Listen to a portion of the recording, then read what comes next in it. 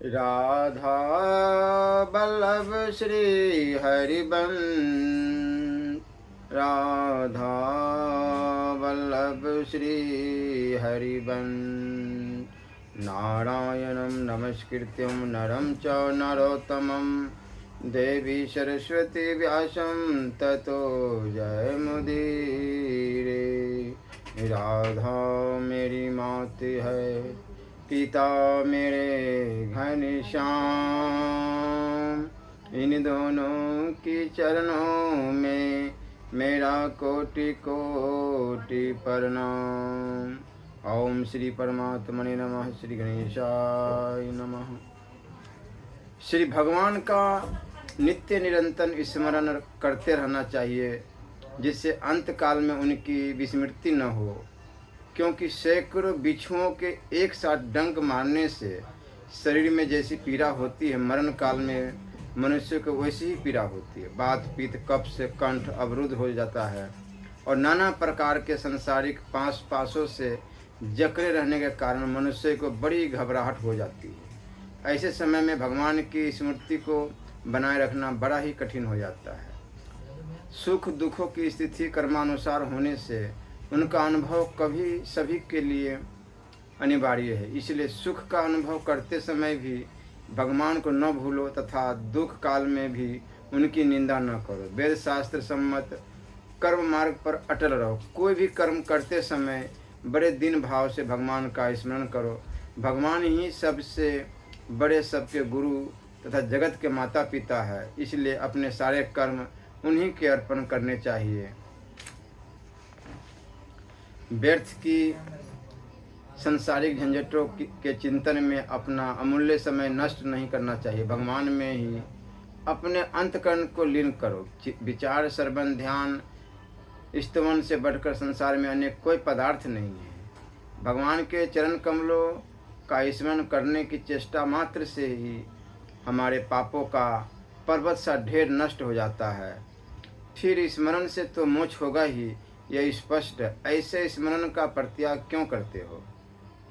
सजनों, हमारी निर्मल वाणी सुनो। दोनों हाथ उठाकर शपथ पूर्वक हम कहते हैं कि भगवान की बराबरी करने वाला भी इस चराचर जगत में कोई भी नहीं है।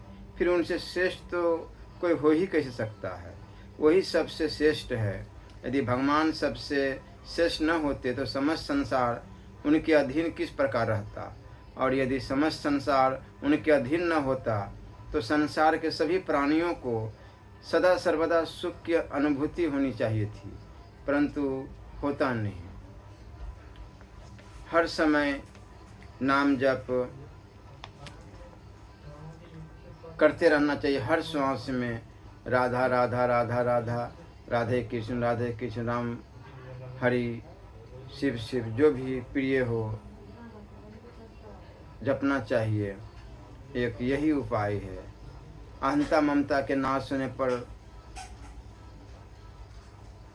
कुछ नहीं करता। इस प्रकार संपूर्ण अहंकार के निर्भूत होने पर जीवात्मा जब अपने स्वरूप में स्थित अर्थात आत्मज्ञान में निष्ठावान होता है, तब वह जीव कृतार्थ मुक्त कहा जाता है। इसलिए हर समय नाम जप करते रहना चाहिए। आज का प्रसंग है ब्रह्म वैवर्त पुराण, भगवती मंगलचंडी और मनसा देवी का उपाख्यान। भगवान नारायण कहते हैं, ब्रह्मपुत्र नारद आगम शास्त्र के अनुसार षष्ठी देवी का चरित्र कह दिया है। अब भगवती मंगलचंडी का उपाख्यान सुनो। साथ ही उनकी पूजा का विधान भी। इसे मैंने धर्मदेव के मुख से सुना था, वही बता रहा हूँ। यह श्रुति सम्मत उपाख्यान संपूर्ण विधानों को भी अभीष्ट। चंडी शब्द का प्रयोग दक्षा यानी चतुरा के अर्थ में होता है और मंगल शब्द कल्याण का वाचक है। मंगल कल्याण करने में दक्ष हो, वह मंगल चंडिका कही जाती है। दुर्गा के अर्थ में चंडी शब्द का प्रयोग होता है और मंगल शब्द भूमि पुत्र मंगल के अर्थ में भी आता है। अतः जो मंगल की अभीष्ट देवी है, उन देवी को मंगल चंडिका कहा गया है। मनु वंश में मंगल नामक एक राजा थे। सप्तद्वीपवती पृथ्वी उनके शासन में थी। उन्होंने इन देवी को अभीष्ट देवता मानकर पूजा की थी। इसलिए इसलिए भी ये मंगल चंडी नाम से विख्यात हुई। जो मूल प्रकृति भगवती जगदीश्वरी दुर्गा कहलाती है, उन्हीं का यह रूपांतर है। ये देवी कृपा की मूर्ति धारण करके सबके सामने प्रत्यक्ष हुई है। स्त्रियों की ये इष्ट देवी है। सर्वप्रथम भगवान शंकर ने इन सर्वश्रेष्ठ रूपा देवी की आराधना की।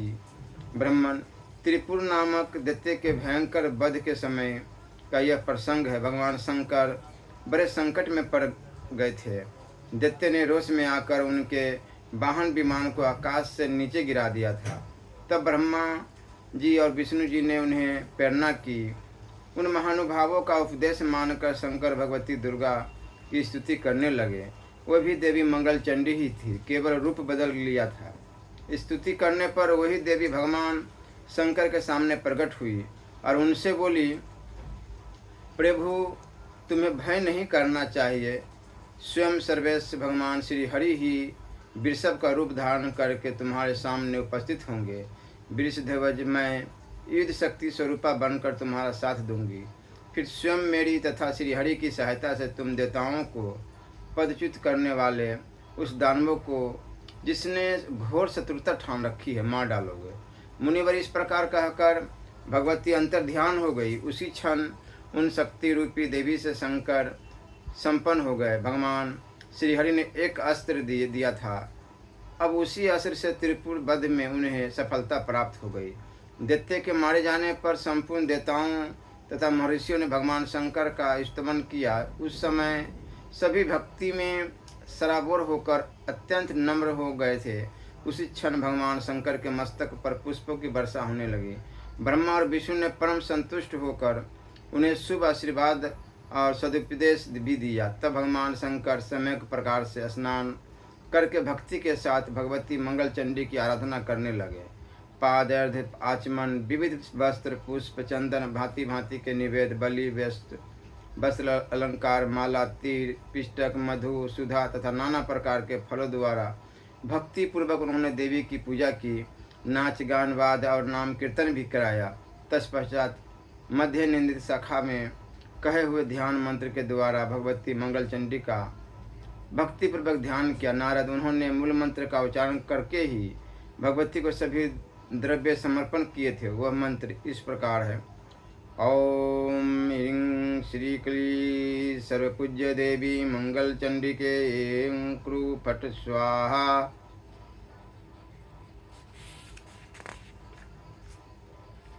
इक्कीस अक्षर का यह मंत्र सुपूजित होने पर भक्तों को संपूर्ण कामना प्रदान करने के लिए कल्प वृक्ष स्वरूप है। 10 लाख जप करने पर इस मंत्र की सिद्धि होती है। ब्राह्मण, अब ध्यान से सुनो। सर्वसम्मत ध्यान वेद परिणीत सुस्थिर योमना भगवती मंगल चंडिका सदा 16 वर्ष की ही जान पड़ती है। ये संपूर्ण रूप गुण से संपन्न, कुलालंगी एवं मनोहारिणी है। श्वेत चंपा के समान इनका गौरवर्ण तथा करोड़ों चंद्रमाओं के तुल्य इनकी मनोहर कांति है। ये अग्नि शुद्ध दिव्य वस्त्र धारण किए रत्नमय आभूषणों से विभूषित है। मल्लिका पुष्पों से समलकृत केश पाश धारण करती है। बिंब सदृश लाल होठ, सुंदर दंत पक्ति तथा शरत काल के प्रफुल्ल कमल की भांति शोभायमान मुख वाली मंगल चंडिका के प्रसन्न बदनार बिंद पर मंद मुस्कान की छटा छा रही है। इनके दोनों नेत्र सुंदर खिले हुए नीलकमल के समान मनोहर जान पड़ते हैं। सबको संपूर्ण संपदा प्रदान करने वाली ये जगदम्बा घोर संसार सागर से उबारने में जहाज का काम करती है। मैं सदा इनका भजन करता हूँ। मुने, यह तो भगवती मंगल चंडिका का ध्यान हुआ। ऐसे ही स्तवन भी है, सुनो। महादेव जी ने कहा, जगत माता भगवती मंगल चंडिके, तुम संपूर्ण विपत्तियों का विध्वंस करने वाली हो एवं हर्ष तथा मंगल प्रदान करने को सदा प्रस्तुत रहती हो। मेरी रक्षा करो, रक्षा करो। खुले हाथ हर्ष और मंगल देने वाले हर्ष मंगल चंडिके, तुम शुभ मंगल दक्षा, शुभ मंगल चंडिका, मंगलाहार तथा सर्वमंगल मंगला कहलाती हो। देवी, साधु पुरुषों को मंगल प्रदान करना तुम्हारा स्वाभाविक गुण है। तुम सबके लिए मंगल का आश्रय हो देवी। तुम मंगल ग्रह की इष्ट देवी हो। मंगल के दिन तुम्हारी पूजा होनी चाहिए। मनु वंश में उत्पन्न राजा मंगल की पूजनीय देवी हो। मंगलाधिदात्री देवी तुम मंगलों के लिए भी मंगल हो। जगत के समस्त मंगल तुम पर आश्रित है। तुम सबको मोक्षमय मंगल प्रदान करती हो। मंगल को सुपूजित होने पर मंगलमय सुख प्रदान करने वाली देवी तुम संसार की सारभूता मंगल धारा तथा समस्त कर्मों से परे हो। इस स्तोत्र से स्तुति करके भगवान शंकर ने देवी मंगल चंडिका की उपासना की। वे प्रति मंगलवार को उनका पूजन करके चले जाते हैं। यों ये भगवती सर्वमंगला सर्वप्रथम भगवान शंकर से पूजित हुई। उनके दूसरे उपासक मंगल ग्रह, तीसरी बार राजा मंगल ने तथा चौथी बार मंगल के दिन कुछ सुंदरी स्त्रियों ने इन देवी की पूजा की। पांचवी बार मंगल की कामना रखने वाले बहुसंख्य मनुष्यों ने मंगल चंडिका का पूजन किया। फिर तो विश्वेश शंकर ने सुपूजित ये देवी प्रत्येक विश्व में सदा पूजित होने लगी। मुने इसके बाद देवता, मुनि, मनु और मानव सभी सर्वत्र इन परमेश्वरी की पूजा करने लगे।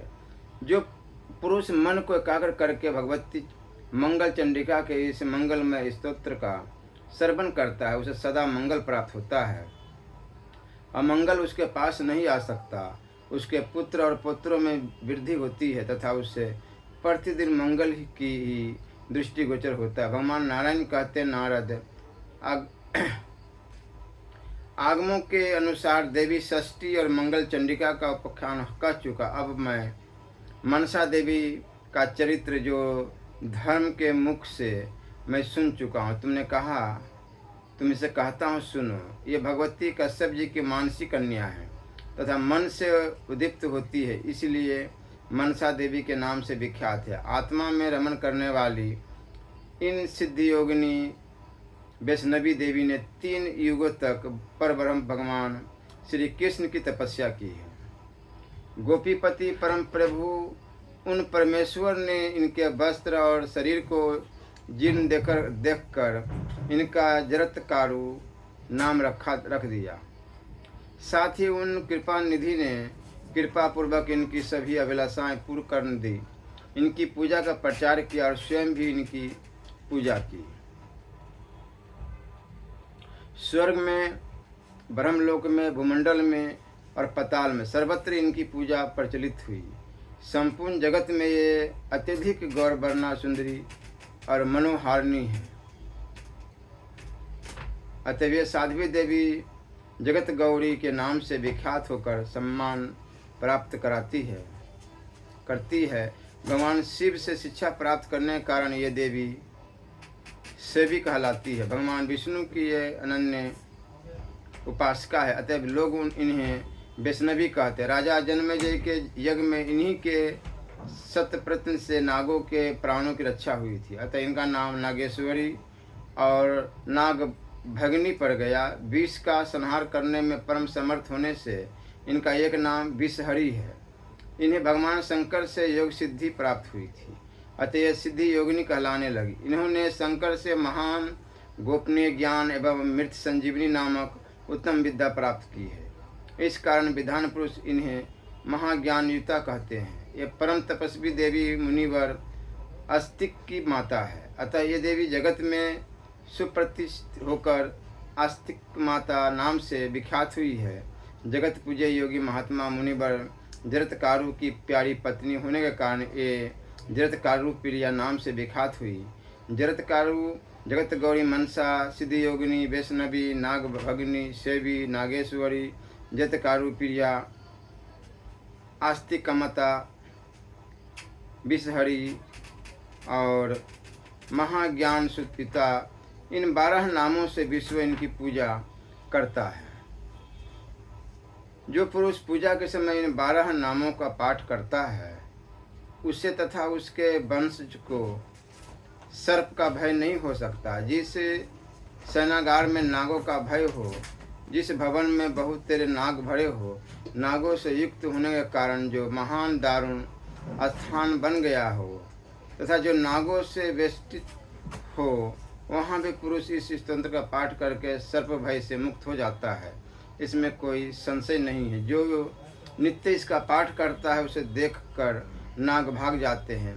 10 लाख पाठ करने से यह स्तोत्र मनुष्य के लिए सिद्ध हो जाता है। जिससे यह स्तोत्र सिद्ध हो गया वह विष भक्षण करने तथा नागों को भूषण बनाकर नाग पर सवारी करने में भी समर्थ हो सकता है। वह नागासन नागतल्प तथा महान सिद्ध हो जाता है। मुनिवर, अब मैं देवी मनसा की पूजा का विधान तथा साम वेदोक्त ध्यान बतलाता हूँ, सुनो। भगवती मनसा श्वेत चंपक पुष्प के समान वर्ण वाली है। इनका विग्रह रत्नमय भूषणों से विभूषित है। अग्नि शुद्ध वस्त्र इनके शरीर की शोभा बढ़ा रहे हैं। इन्होंने सर्पों का योगोपवीत धारण किया है रखा है।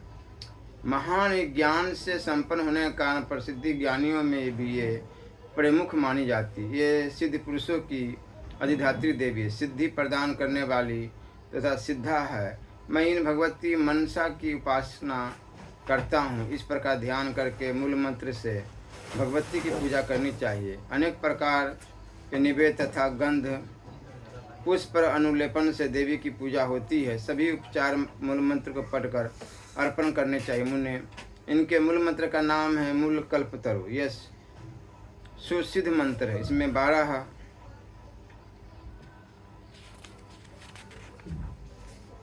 अक्षर है। इसका वर्णन वेद में है। यह भक्तों के मनोरथ को पूर्ण करने वाला मंत्र इस प्रकार है। ओम ह्रीं श्री क्लीकली मनसा देव्य स्वाहा। 5 लाख मंत्र जप करने पर यह मंत्र सिद्ध हो जाता है। जिसे इस मंत्र की सिद्धि प्राप्त हो गई वह धरातल पर सिद्ध है। उसके लिए विष भी अमृत के समान हो जाता है। उस पुरुष की धनवंतरी से तुलना की जा सकती है। ब्राह्मण, जो पुरुष आषाढ़ की संक्रांति के दिन गूढ़ा कपास या सेहुंड नामक वृक्ष की शाखा पर यत्न पूर्वक इन भगवती मनसा का आवाहन करके भक्ति भाव के साथ पूजा करता है तथा मनसा पंचमी को उन देवी के लिए बलि अर्पण करता है, वह अवश्य ही धनवान, पुत्रवान और कीर्तिवान होता है। महाभाग पूजा का विधान कह चुका। अब धर्मदेव के मुख से जैसा कुछ सुना है वह उपाख्यान कहता हूँ, सुनो। प्राचीन समय की बात है। भूमंडल के सभी मानव नागों के भय से अकांत हो गए थे। नाग जिन्हें काट खाते वे जीवित नहीं बचते थे। यह देख सुनकर कश्यप जी भी भयभीत हो गए। अतः ब्रह्मा जी के अनुरोध से उन्होंने सर्प भय निवारक मंत्रों की रचना की। ब्रह्मा जी के उपदेश से वेद बीज के अनुसार मंत्रों की रचना हुई। साथ ही ब्रह्मा जी ने अपने मन से उत्पन्न करके इन देवी को इस मंत्र की अधिधात्री देवी बना दिया। तपस्या तथा मन से प्रकट होने के कारण ये देवी मनसा नाम से विख्यात हुई। कुमारी अवस्था में ही ये भगवान शंकर के धाम में चली गई। कैलाश में पहुंचकर इन्होंने भक्तिपूर्वक भगवान चंद्रशेखर की पूजा करके उनकी स्तुति की। मुनि कुमारी मनसा देवी ने देवताओं के वर्ष से 1000 वर्ष तक भगवान शंकर की उपासना की। तदनंतर भगवान आशुतोष इन पर प्रसन्न हो गए। मुने, भगवान शंकर ने प्रसन्न होकर इन्हें महान ज्ञान प्रदान किया, सामवेद का अध्ययन कराया। अब भगवान श्री कृष्ण के कल्प वृक्ष रूप अष्टाक्षर मंत्र का उपदेश किया। मंत्र का रूप ऐसा है, लक्ष्मी बीज, माया बीज और काम बीज का पूर्व में प्रयोग करके कृष्ण शब्द के अंत में डे विभक्ति लगाकर नमः पद जोड़ दिया जाता है। श्री ह्रीं क्ली कृष्णाय नमः। भगवान शंकर की कृपा से जब मुनि कुमारी मनसा को युक्त मंत्र के साथ त्रिलोक्य मंगल नामक कवच पूजन का कर्म सर्वमान्य स्तवन भुवन पावन ध्यान सर्वसम्मत वेदोक्त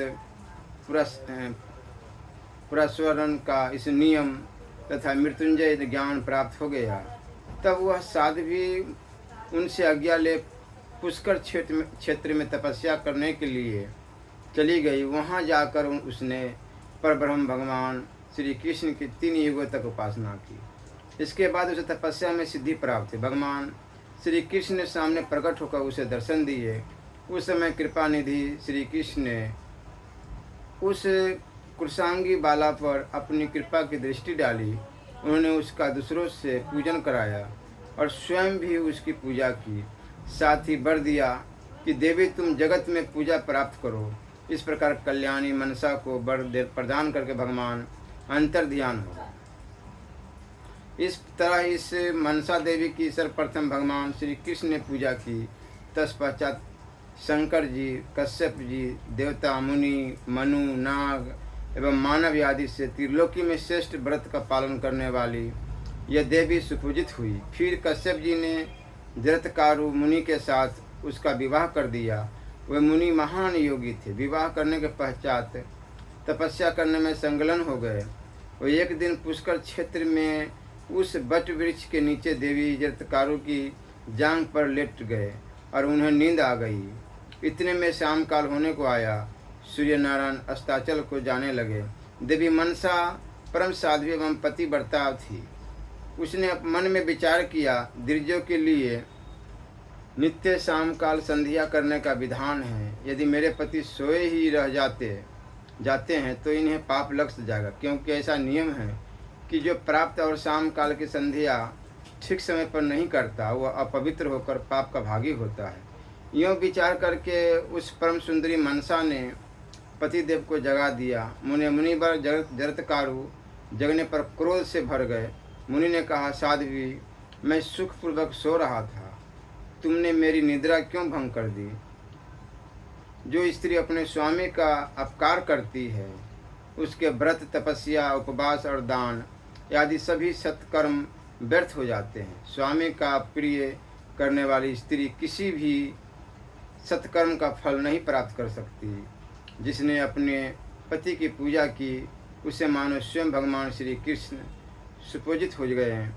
पतिव्रताओं के व्रत के लिए स्वयं भगवान श्री हरि पति के रूप में विराजमान रहते हैं। संपूर्ण दान, यज्ञ, तीर्थ सेवन, व्रत, तप, उपवास, धर्म, सत्य और देव पूजन, ये सब के सब स्वामी की सेवा की 16वीं कला की भी तुलना नहीं कर सकते। जो स्त्री भारतवर्ष में जैसे पुण्य क्षेत्र में पति की सेवा करती है वह अपने स्वामी के साथ वैकुंठ में जाकर श्री हरि के चरणों में शरण पाती है। साध्वी जो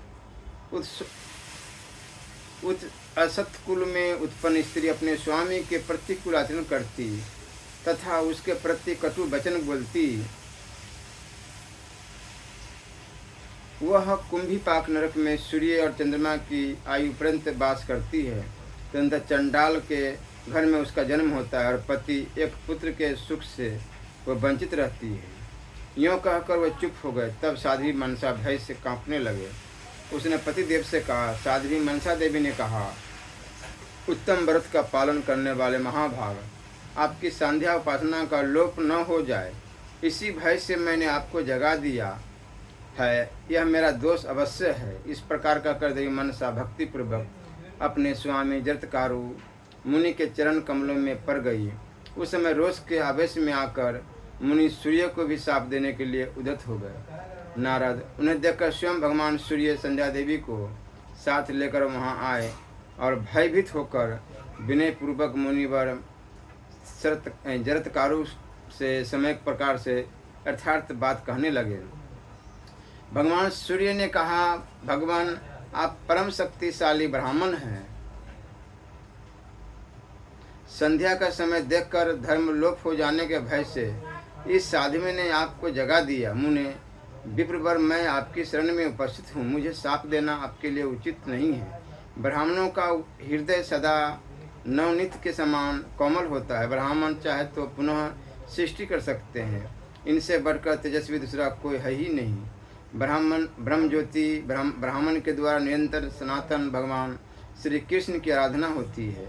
सूर्य के उपयुक्त वचन सुनकर विप्रवर जरत्कारु मुनि प्रसन्न हो गए। उनसे आशीर्वाद लेकर सूर्य अपने स्थान को चले गए। प्रतिज्ञा की रक्षा के लिए उन ब्राह्मण देवता ने देवी मनसा का त्याग कर दिया। उस समय देवी के शोक की सीमा न रही। दुख के कारण उनका हृदय क्षुब्ध हो उठा था। वह रो रही थी। उस विपत्ति के अवसर पर भय से व्याकुल होकर उस देवी ने अपने गुरु देव शंकर, भगवान शंकर, इष्ट देवता ब्रह्मा और श्री हरि के तथा जन्मदाता कश्यप जी का स्मरण किया। देवी मनसा के चिंतन करने पर तुरंत गोपीश भगवान श्री कृष्ण भगवान शंकर, भगवान ब्रह्मा, भगवान कश्यप जी मुनि वहाँ आ गए। प्रकृति के से परे निर्गुण परब्रह्म भगवान श्री कृष्ण मुनिवर जरत्कारु के अभीष्ट देवता थे। उनके दर्शन पाकर परम भक्ति के साथ मुनि बार बार प्रणाम करके उनकी स्तुति करने लगे। फिर भगवान शंकर, ब्रह्मा और कश्यप को भी नमस्कार किया। यूँ पूछा, महाभाग देवताओं, आप लोगों का यहाँ कैसे पधारना हुआ? मुनिवर जरत्कारु की बात सुनकर ब्रह्मा जी ने समयोचित बातें कही। भगवान श्री कृष्ण के चरण कमलों को प्रणाम करके उन्होंने मुनि को उत्तर दिया, मुने, तुम्हारी यह धर्म पत्नी मनसा परम साध्वी एवं धर्म में आस्था रखने वाली है। यदि तुम इसे त्यागना ही चाहते हो तो पहले इसको किसी संतान की जननी बना दो, जिससे यह अपने धर्म का पालन कर सके। संतान हो जाने के पश्चात स्त्री को त्यागा जा सकता है। जो पुरुष पुत्र उत्पत्ति कराए बिना ही प्रिय पत्नी का त्याग कर देता है, उसका पुण्य चलनी से बह जाने वाली जल की भांति साथ छोड़ देता है। नारद, ब्रह्मा जी की बात सुनकर मुनिवर जरत्कारु ने मंत्र पढ़कर योग बल का सहारा ले देवी मनसा की नाभि का स्पर्श कर दिया और उससे कहा, मुनिवर जरत्कारु ने कहा, मन से इस गर्भ से तुम्हें पुत्र होगा। वह पुत्र जितेंद्रिय पुरुषों में श्रेष्ठ, धार्मिक, ब्रह्मज्ञानी, तेजस्वी, तपस्वी, यशस्वी, गुणी, वेदवेताओं, ज्ञानियों और योगियों में प्रमुख, विष्णु भक्त तथा अपने कुल का उद्धारक होगा। ऐसे सुयोग्य पुत्र के उत्पन्न होने मात्र से आनंद में भरकर नाचने लगते हैं जो पातिव्रत धर्म का पालन करती है, प्रिय बोलती है और सुशीला है। वह प्रिया है जो धर्म में श्रद्धा रखती है, पुत्र उत्पन्न करती है तथा कुल की रक्षा करती है। उसी को कुलीन स्त्री कहते हैं। जो भगवान श्री हरि के प्रति भक्त उत्पन्न करता है एवं अभिष्ट सुख देने में तत्पर रहता है, वही बंधु है। यही भगवान श्री हरि के मार्ग का प्रदर्शक हो तो उस बंधु को पिता भी कह सकते हैं। वही गर्भधारिणी स्त्री कहलाती है जो ज्ञानोपदेश द्वारा संतान को गर्भाभास से मुक्त कर दे। दया रूपा भगिनी उसको कहते हैं, जिसकी कृपा से प्राणी यमराज के भय से मुक्त हो जाए। भगवान विष्णु के मंत्र को प्रदान करने वाला गुरु वही है जो भगवान श्री हरि में भक्ति उत्पन्न करा दे। ज्ञानदाता गुरु उसी को कहते हैं जिसकी कृपा से भगवान श्री कृष्ण के चिंतन की योग्यता प्राप्त हो जाए। क्योंकि ब्रह्म प्रयत्न चराचर संपूर्ण विश्व उत्पन्न होता और नष्ट हो जाता है। वेद अथवा यज्ञ से जो कुछ सार तत्व निकलता है वो यही है कि भगवान श्री हरि का सेवन किया जाए। यही तत्वों का भी तत्व है। इसलिए हर समय नाम जप अवश्य होनी चाहिए। नाम ही एक सहारा है भवसागर से पार करने का, दूसरा कोई सहारा नहीं। वेद अथवा यज्ञ से जो कुछ सार तत्व निकलता है वही यही है। भगवान श्री का सेवन, ज्ञानोपदेश, क्योंकि स्वामी भी वही कहलाता है जो ज्ञान प्रदान कर दे। ज्ञान के द्वारा बंधन से मुक्त करने वाला स्वामी माना जाता है। वही यही बंधन में डालता है तो शत्रु है। जो गुरु भगवान हरि में भक्ति उत्पन्न करने वाला ज्ञान नहीं देता उससे शिष्य घाती कहते हैं, क्योंकि वह शिष्य को बंधन मुक्त नहीं कर सकता। जो जननी के गर्भ में रहने के कलेश से तथा यम यातना से मुक्त नहीं कर सकता, उसे गुरु, तात और बांधव कैसे कहा जाए। भगवान श्री कृष्ण का सनातन धर्म परमानंद स्वरूप है जो निरंतर ऐसे मार्ग का प्रदर्शन नहीं कराता, वह मनुष्य के लिए कैसा बांधव है। अतः साध्वी, तुम निर्गुण एवं अच्युत ब्रह्म भगवान श्री कृष्ण की उपासना करो। इनकी उपासना से पुरुषों के सारे कर्म मूल न कट जाते हैं। प्रिय, मैंने जो तुम्हारा त्याग कर दिया है इस अपराध को क्षमा करो। साध्वी स्त्रियां क्षमा परायण होती है। सत्व गुण के प्रभाव से उनमें क्रोध नहीं रहता है। यदि मैं तपस्या करने के लिए पुष्कर क्षेत्र में जा रहा हूँ, तुम भी सुखपूर्वक यहाँ से जा सकती हो, क्योंकि निष्फुरह पुरुषों के लिए एकमात्र मनोरथ यही है कि वे भगवान श्री कृष्ण के चरण कमल की उपासना में लग जाए। मुनिवर जरत्कारु का वचन यह सुनकर देवी मनसा शोक से आतुर हो गई। उनकी आंखों में आंसू भर आए। उसने विनयपूर्वक प्रदर्शित करते हुए अपने प्राण प्रिय पतिदेव से कहा। देवी मनसा बोली, प्रभु, मैंने आपकी निद्रा भंग कर दी। यह मेरा दोष नहीं कहा जा सकता जिससे आप मेरा त्याग कर रहे हैं। अतः मेरी प्रार्थना है कि जहाँ मैं आपका स्मरण करूँ वहीं आप मुझे दर्शन देने की कृपा कीजिएगा। पतिव्रता स्त्रियों के लिए स्वपुत्रों से भी अधिक प्रेम का भाजन पति है। अब पति स्त्रियों के लिए सम्यक प्रकार से प्रिय है। अतः विधान पुरुषों ने पति को प्रिय की संज्ञा दी है। जिस प्रकार एक पुत्र बालों का पुत्र में, वैष्णव पुरुषों का भगवान श्री हरि में, एक नेत्र बालों का नेत्र में, प्यास से जनों का जल में, क्षुधातुओं का अन्न में, विधानों का शास्त्रों में तथा वेश्यों का वाणिज्य में निरंतर मन लगा रहता है, प्रभु वैसे ही पतिव्रता स्त्रियों का मन सदा अपने स्वामी का किंकर बना रहता है। इस प्रकार कहकर मनसा देवी ने अपने स्वामी के चरणों में पड़ गई। मुनिवर जरत्कारु कृपा के समुन थे। उन्होंने कृपा के वशीभूत होकर क्षण भर के लिए उसे अपनी गोद में ले लिया। मुनि के नेत्रों से जल की ऐसी धारा गिरी कि वह साध्वी मनसा नहा उठी तथा वियोग भय से कातर हुई। मनसा ने भी अपने आंसुओं से मुनि के वक्ष स्थल को भिगो दिया। तत्पश्चात वे दोनों पति पत्नी ज्ञान द्वारा शोक से मुक्त हुए। तदंतर मुनिवर जरत्कारु परमात्मा भगवान श्री कृष्ण के चरण कमल का बारंबार स्मरण करते हुए अपनी प्रिया मनसा को समझाकर तपस्या करने के लिए चले गए। हर समय हर श्वास में नाम जप, राधा राधा राधा राधा राधे कृष्ण राम, श्री राम जय राम, श्री राधा वल्लभ लाल।